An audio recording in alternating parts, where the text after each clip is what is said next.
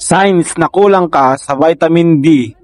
At ano nga ba ang kailangan mong gawin para magkaroon ka ng vitamin D?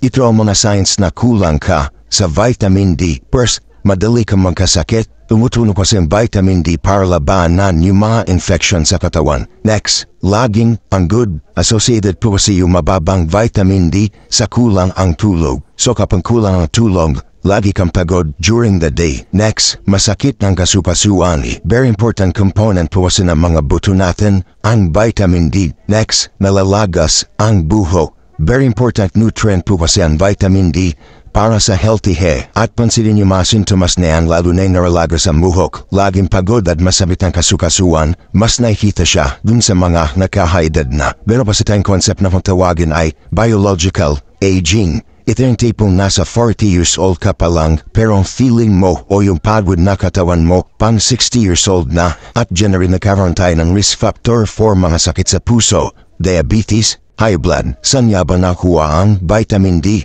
Una-una dyan yung sunlight. Araw-araw tayo magpa-araw, tuwing umaga. Also dami na pagkain ng itlog, lalo ng pula, keso at gatas. Alam syempre minsan hindi natin to nakukuha completely, every day. At dyan na po papasok ang halaga ng mga vitamin D supplements para mag-slow down kahit papaano itatawag nating biological aging. Course panlabad din sa mga sakit tsaka para healthy yung mga bones ko.